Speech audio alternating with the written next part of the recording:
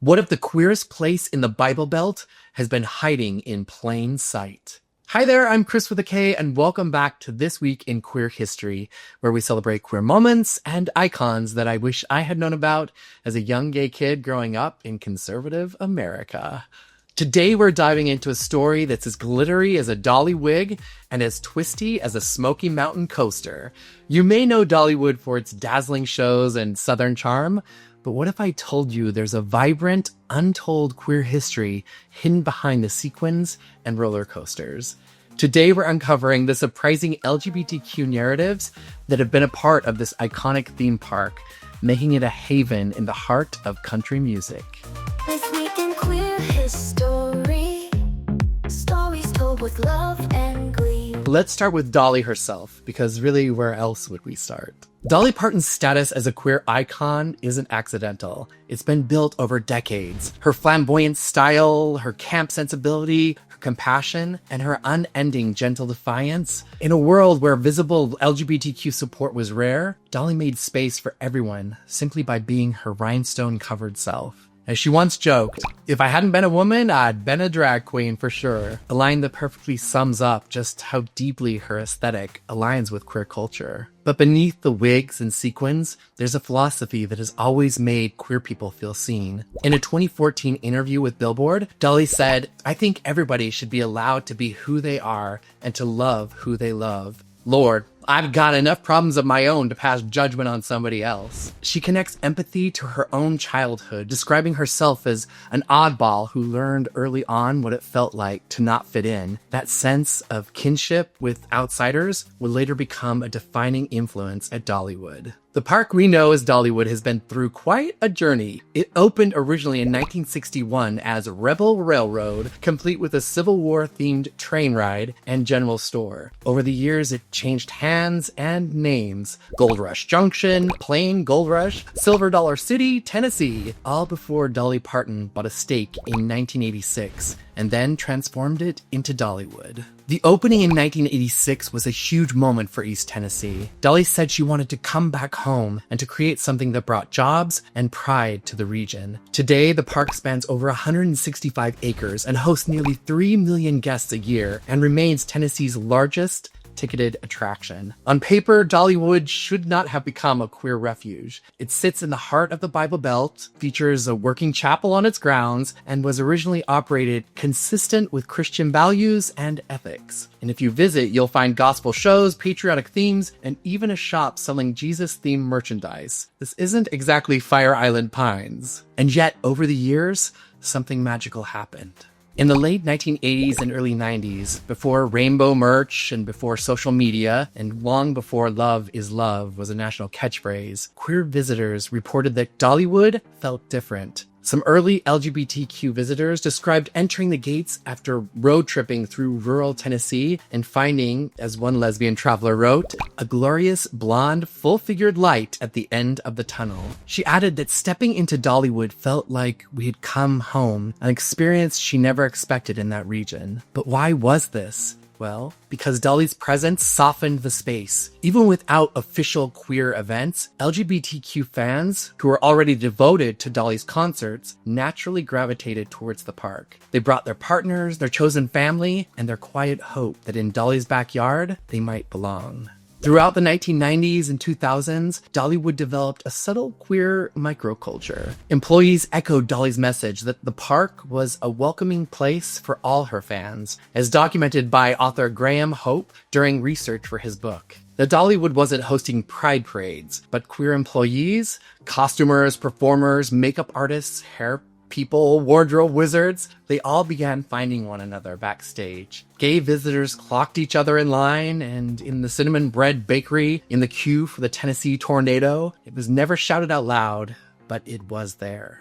And to be honest, Dolly herself is a language that queer people speak fluently. She is camp embodied, a woman who once lost a Dolly Parton lookalike contest to a drag queen. Yes, the real Dolly Parton lost to a drag queen. Her clothes sparkle, her humor winks, her presence radiates warmth. And queer people notice that kind of signal. We feel it deep down. Of course, progress isn't always smooth and sparkly. In 2011, a lesbian couple visiting Dollywood's Splash Country was told to turn their t-shirts around because it said, "Marriage is so gay." The moment sparked outrage, but Dolly herself responded swiftly. In her statement, she wrote, "I am truly sorry for the hurt or embarrassment. Dollywood is a family park and all families are welcome." She emphasized her personal support for the LGBTQ community and vowed to look into the incident. The apology mattered a lot. The couple said they never wanted a boycott. They loved Dolly. They just wanted the park to do better. And it did. Dollywood updated training, clarified policies, and publicly affirmed that gay families were part of its community. The park's spokesperson even declared, "There are families of all kinds." This wasn't performative allyship. It was the Dolly way. Honest, humble, and solution-driven. While all this was happening inside the park, Dolly continued to build her legacy as an LGBTQ ally outside it. In 2009, she voiced her support for marriage equality, saying that gay couples should be able to marry because why can't they be as miserable as us heterosexuals? And in 2005, she contributed to the Oscar-nominated song "Travelin' Through" to Transamerica, a landmark transgender-themed film. During the wave of restrictive bathroom bills in 2016, she said, "I think everybody should be treated with respect. Everybody should get a chance to be who and what they are." And in her song Family, released in 1991, she sings, "Some are preachers, some are gay, but not one is turned away when it's family." This was a bold statement in 1991. And she doesn't stop at politics. She pushes back on culture too. "If people want to pass judgment, they're already sinning," she said in 2014. "The sin of judging is just as bad as any other sin."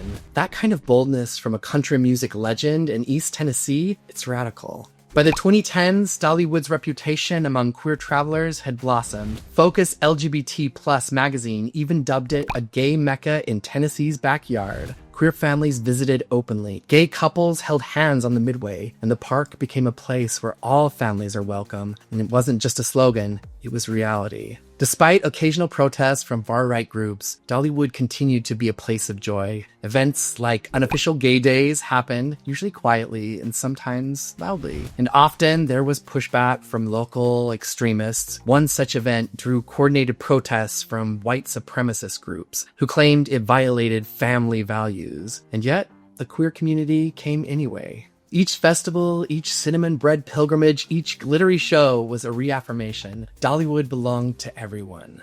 Today, the park is not only thriving with record attendance and award-winning roller coasters like the Wild Eagle, America's first wing roller coaster, and expansions like the Dream More Resort, but also continuing Dolly's message of love, joy, and welcome. Dollywood doesn't need rainbow logos or corporate pride floats. Dolly's ethos is woven into the park itself. It's in the music, the warmth of the staff, the joy of the shows, and the laughter on the rides, and the quiet ways queer people look at each other and think, we're safe here. And that is revolutionary. When I think about Dollywood, it comes to mind like, a kid in Utah pictures the ocean before they've ever seen it. It's big and it's sparkly and it's just a little impossible to believe. In my head, Dolly basically waved a rhinestone-covered wand and a theme park appeared in the Smoky Mountains, fully formed, full of twangy music, cinnamon bread, and a little bit of queer joy hiding in plain sight. And I've actually never been there before. But so it still lives in my imagination as this glittery sanctuary that somehow exists in the Bible Belt. But honestly, part of me still wonders how I'd sneak past all of those conservative border towns to get there without my car bursting into flames. But that's another video for another time. Growing up, my park was Lagoon, Utah's very own coaster and corn dog kingdom. I remember walking through those gates and feeling something in my chest unclench. In regular life, everything felt so clamped down and restrictive.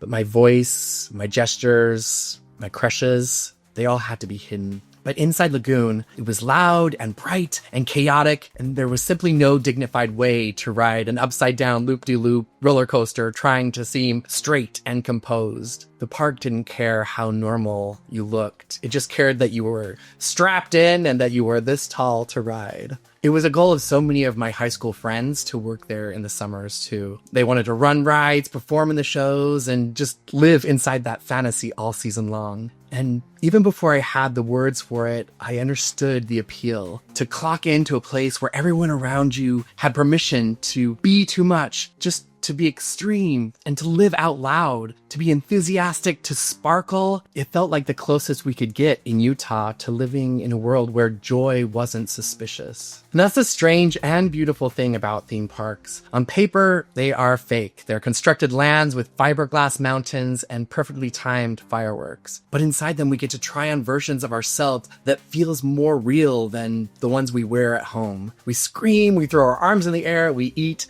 food that no responsible adult should eat, and something about that loosens the grip on who we think we're supposed to be. And especially for queer people, these places, they become a place we can rehearse our true selves. We practice taking up space, we practice laughing too loud, we practice not flinching when we brush shoulders with someone we're quietly attracted to. So when I look at Dollywood's history, these queer employees working backstage, these visitors quietly finding each other in the crowds, Dolly herself insisting that all families are welcome, I see a fantasy park that built a very real kind of freedom. It's not a pretty backdrop for roller coasters. It's a place where queer people have tested out what it feels like to be fully themselves in the middle of a culture that often tells them to shrink. And I think that's why parks like Dollywood matter so much in queer history. They're not just escapism, they're playgrounds. We go in thinking we're just there to ride rides, and we walk out with a tiny bit more courage, a clear sense of who we want to be in the real world.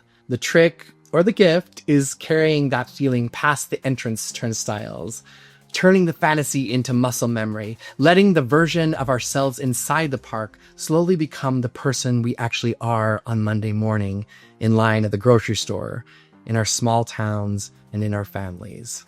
And in that way, Dollywood isn't just a queer haven in the holler. It's proof that the worlds we dream up, the glittery, inclusive, everyone belongs here worlds, they don't have to stay imaginary. Sometimes they start with a theme park, and sometimes they start with one woman in a big blonde wig saying, "Come as you are," and really meaning it. Thanks so much for watching and for celebrating another beautiful piece of queer history with me.